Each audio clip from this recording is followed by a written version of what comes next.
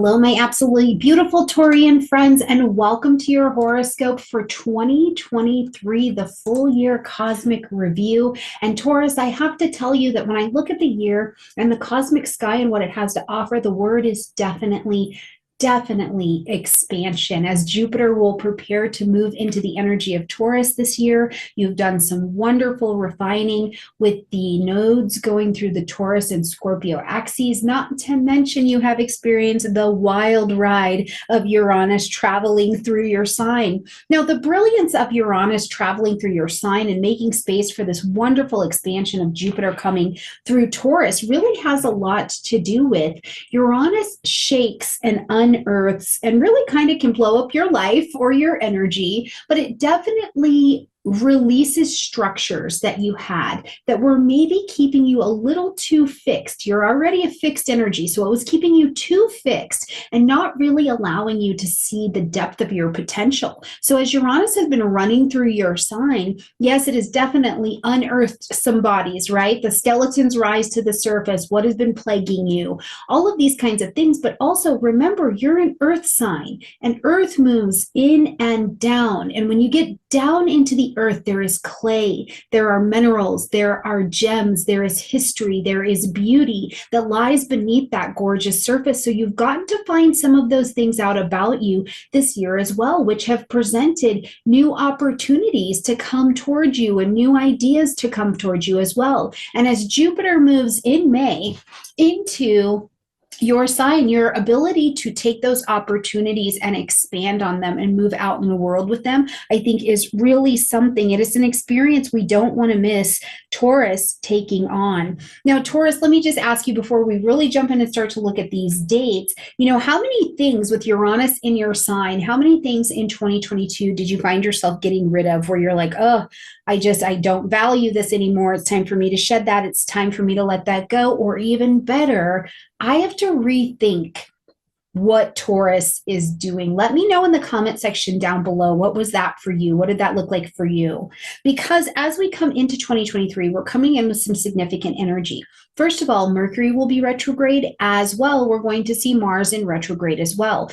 But more significant than just the retrograde energy is the fact that Mercury is retrograde here in the energy of Capricorn, right where it was at the beginning of 2022. So this is truly a time as you're coming in to 2023 Taurus, where I'm asking you, what did you rethink? What did you redo? What did you revalue in your ninth house? Publishing, marketing, broadcasting, international business, international language, international relations, things with the law, how many legal things changed in your life. Whatever this has looked like for you, we're back to double check this signature and see, in your house of long distance travel, culture, higher learning, where are you back to rethink and re-strategize a plan to move forward?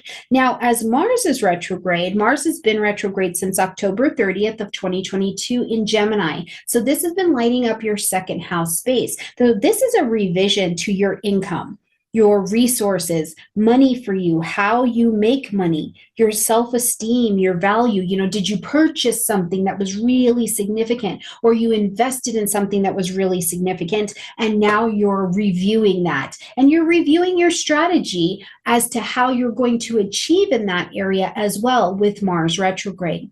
Now, Taurus, I have to tell you, as we're coming into 2023, I want you to remember, with Mars retrograde, with Mercury retrograde, there is no force. You're not going to be able to just rush things forward. We're not dealing with this smooth, easy flow if you're trying to push something significant forward. Instead, the abundance of energy is going to be to look backwards, rethink, re-strategize, re-look at who's in your network of learning about finances and these kinds of things. Now, what's nice about 2023 as a whole is that we don't have as many personal planets stepping into retrograde all at the same kind of time. So it will allow things to be a little bit smoother, but we still need to plan to gently baby step but also baby step bigger. It's like big baby steps here in 2023, okay?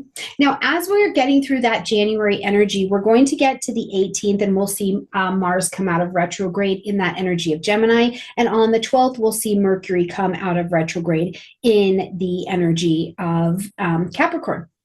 So keep that in mind that as you're experiencing that, we'll start to have more forward flow of energy as we are moving forward. Now, as we move into March, we're going to have a significant change with Saturn moving out of the energy of Aquarius, where it's been standing and lighting up your 10th house space throughout 2022. So this has been about your career, your expertise, what we call you in public, owning your knowledge, owning your shift to the next level of maturity. Definitely things around the career have all been in flux, and even what was your relationship with authority figures? What was your connection with the government? What did these things look like for you in this Saturnian energy of your 10th house? Now, as we move forward, we're going to see that Saturn is going to move into the energy of Pisces, on the 7th. And this is going to light up your 11th house space, okay? So this is friends, friendships, social groupings, organizations, places that you're aligned socially, social media. But it's also the space of long-range goals, designs, desires, aspirations that you have for yourself. So as we're traveling through the rest of 2023, something that you may be becoming more and more aware with Saturn, who wants to level us up, take us to this next place of maturity, make sure we are delivering with excellence, may be an energy of you're having to look back over, friends or social groupings that are just sucking the life out of you, or, where are you aligning on social media that's not actually useful for you and helping you move towards a goal of excellence in this area of your life. I also think that because it is Saturn, which is a planet that wants to crystallize, right? So it really wants to make sure you have the very best that you can be, that you can have in this 11th house. And Neptune is also in Pisces, which is dissolving things or creating an ideal. So it's this dance between Saturn making this really crystallized, container essentially, and Neptune bringing an ideal or a vision in there. So I also think that this is a great time for you, Taurus, to be asking yourself serious questions about how honest you are to, dissolve the relationships and the connections and the social structures that are not taking you in the direction of your ideal, and how willing you are to be mature enough to spiritually stand up and say, I'm responsible for surrounding myself with people who allow me to meet the ideal and move on. So something that we're really going to be taking to heart and thinking about as we're looking at this energy. Now, we're not done with the significant movements as we get into March, because we are also going to see Pluto taking its shift out of the energy of Capricorn. It's been lighting up this 9th house space. It's been very busy in Capricorn since 2008. So truly, lots of things have died off, right? Things having to do with philosophies that guided your life, things having to do with publishing, marketing, long distance, foreign things, travel, international business, legal things, advanced education. All of these things have seen a significant dying off so that you could live in a different way. Like Pluto has been since 2008 killing off, destroying, just taking down things, especially psychological challenges that have been standing in the way of your success. Because Pluto is really fantastic for also weeding out things that have been hidden to you. You maybe didn't even know that was in your psychological structure, and it was stopping your abundance or your ability to go the distance. You know what I mean? And what that can look like for Taurus is just this huge buildup of tension, of worry, of stress. You're holding on to things in your body. It can really look like blame and shame. How come I didn't do better? How come I didn't know more? How come I'm not in this different place? And Pluto has been tearing that down, removing those insecurities, and instead getting to the heart of why you have been stuck, which I absolutely love. So as Pluto does this brief dance, because it's really just a touch in into the energy of Aquarius, which is going to happen March 23rd, it's not going to be in Aquarius for very long because it will go retrograde as of May 1st back into that energy of Capricorn. So we're not really going to have a full dance with Pluto being in the energy of Aquarius really until we get into the 2024 timeframe. But you do want to understand that from March 23rd, really until June 11th, you want to be looking at what does this light up for you in this Aquarian area of your chart, in your career. What is this changing for you?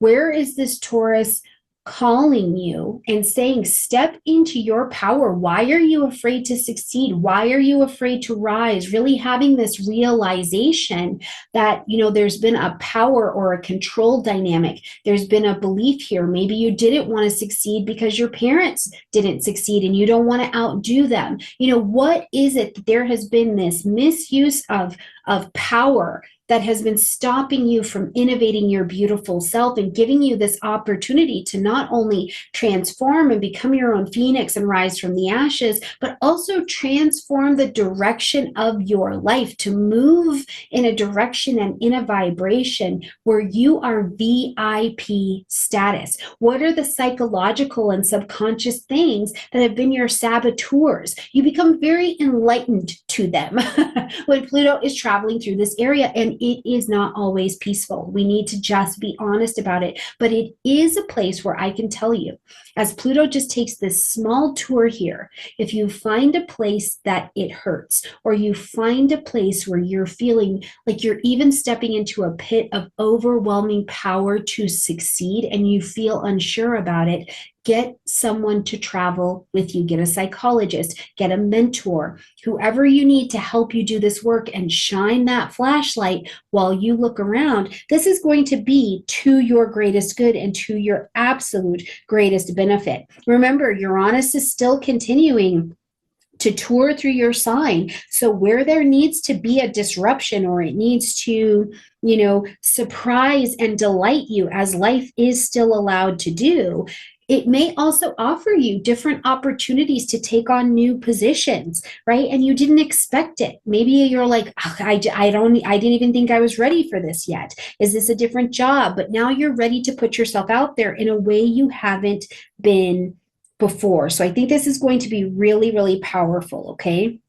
Now, as we get into April, we're going to start the eclipse series. We're going to start for 2023. We've been in it. We've already been having the Taurus Scorpio eclipse dynamic going on. But as we're moving here into 2023, we are first on April 20th going to experience a solar eclipse happening at 29 degrees of Aries.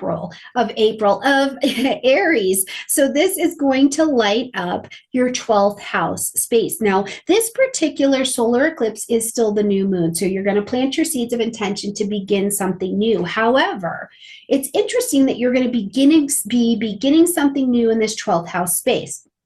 But you're doing it at an anaretic degree. At 29 degrees of Aries means you do have some level of expertise already available to you. You're not at the beginning of that 29 degrees of Aries. So in your 12th house, where things are hidden, there is rest, there is healing, there is mysterious things, there's metaphysical energy, there's your psychic space, there's recovery, downtime, recuperation, spiritual content. You're doing research, addictions, immune system issues. You have some level of more advanced knowledge and connection to this. So now, as this eclipse is happening and you're planting your seeds of intention to begin something here, where are you ready to use this 12th house to your greatest good? Where are you willing to say, I am a Taurus, I know how to ground down and work it out, and it's time for me to not be working my butt off all the time.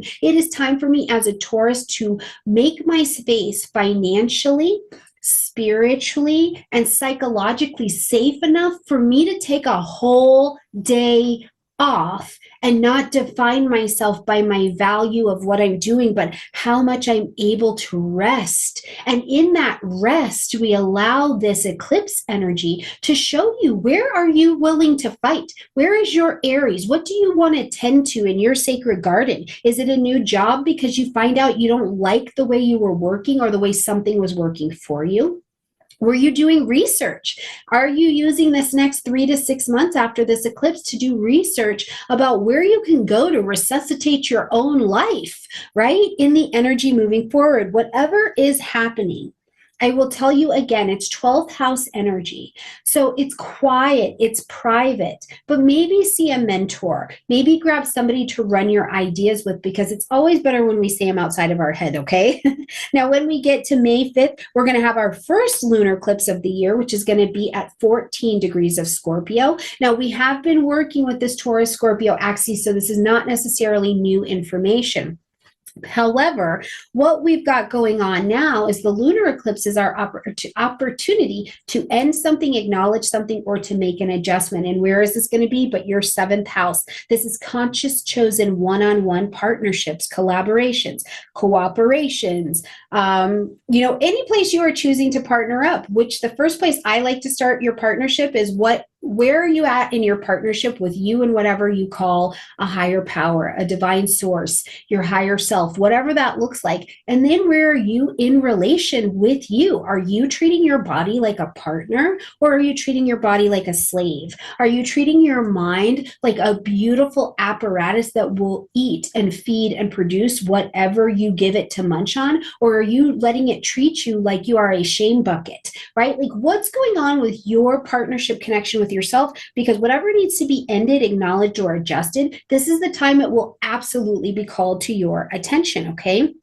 So if you do have, things that you're conscientious about, or you're like a little bit insecure about, or it's still just like, oh, that still just rubs me a little bit wrong, this is the time to give yourself some space and some grace and to allow that healing to come to pass. Now, October 14th, we're going to see the second solar eclipse, and this one is actually going to happen in the energy of Libra at 21 degrees, okay?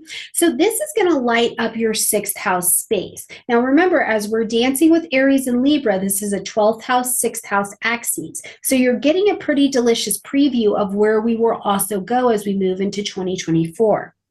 But the solar eclipse here in Libra, in your 6th house of health, wellness, daily routines, work, co-workers, and not just work like what you do for a career, but think about the mundane things like the day-to-day schedule. I do the printing, I brush my teeth, all of those kinds of things. That lives in your 6th house area. I also like to put small pets in here, cats, hamsters, dogs, things like that. I put them in the 6th house as well as our freelance people. If you work freelance, or maybe you do contract work or something like that, having the solar eclipse in Libra is absolutely fantastic for you to, first of all, discover a daily routine that has more balance to it.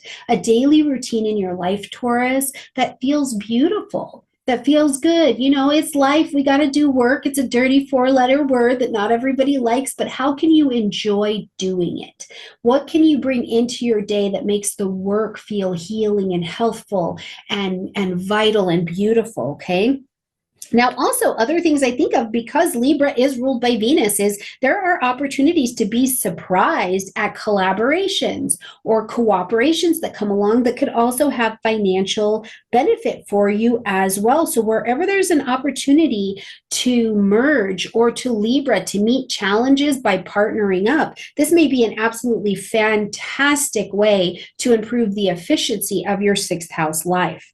Now, the final eclipse that we're going to have of the year is going to be on the 28th of October, and this is going to be at 5 degrees of Taurus. This is a lunar eclipse, so right here in your house, okay, in your space, Taurus. So this is going to be asking about, your independence, your willingness to assert yourself, to go out and to initiate and to advocate for yourself, where you're taking action, what you're passionate about. Remember also, though, that Uranus is still traveling here with this particular energy as well. So I think that not only It is a lunar eclipse, but I do think it's bringing a sense of like vitalization to your table, which is actually really good. Like, okay, I've made some contacts this year. I've seen ways to be more efficient, and I'm ready to take advantage of initiating a different world for myself going forward. I am willing to initiate conversations with myself and people in my life where downtime and rest and just being beautiful because I am is an actual successful practice, right? Is actually valuable in my life. So I think really big energy when we're talking about how the eclipses will impact you or have the ability. They open a doorway to impact you in those ways, okay? Now we're going to kick it up a notch when we get into May because we are going to see Jupiter on the 17th move into your sign, and it is time to expand. It is time to not only expand out because it's time to go, Taurus. It's time to move out and take what you've learned about you and what you've learned in this lifetime and hand it out into the world. But I think it's also a reminder for you that in the ways that you have hurt, they are also ways that you have likely healed. And in that, you offer a wisdom, you offer a protection, you offer being a guardian angel to someone else on this planet where you can encourage them to step out. And by people being willing to share their vulnerability, I think Jupiter holds your feet to the fire and encourages you to share your story with the people around you and to take the opportunities to expand out, to move forward with your plans, to create that thing, right? Like it's a really wonderful energy, I think, when we're working with that. So what are your dreams? What are your goals? What do you want for yourself in an expanded way? Now, Jupiter is still Jupiter and Taurus is still Taurus. So in the first house, you will have to be mindful, Taurus. Jupiter can make that waistline expand. Absolutely. So if you're expanding in all of the good, comfortable, beautiful ways, and you're happy about that, enjoy it. If you're having a baby, we want you to expand. If you're comfortable in your body and you're allowing yourself to be in a healthy mental, emotional, physical space, you do you. But also, Taurus, if you come out of whack, just remember, Jupiter just expands what it's next to, okay?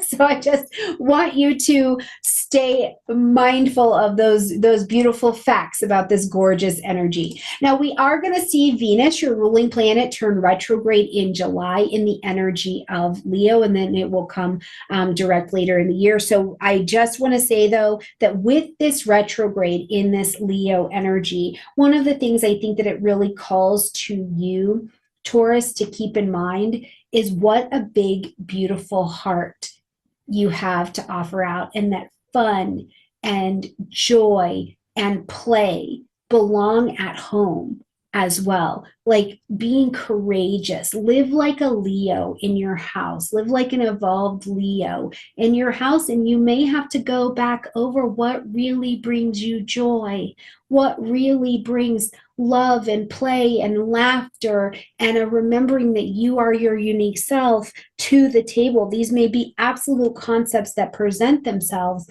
as you are traveling throughout, the rest of 2023, but you'll get an opportunity to reevaluate that. Now we're going to have Mercury retrogrades, of course, 4 times this year. They will all be in Earth energies, so this will become important, right? We're going to have a Mercury retrograde that's going to be happening in your sign. So moving through the energy of Earth, you will feel the impact of this a bit more, and it'll give you opportunities to review. We will cover the Mercury retrogrades and all of the outer planet retrogrades more in the weekly and monthly videos. As you guys know, I think that those are incredibly important to be tracking as well.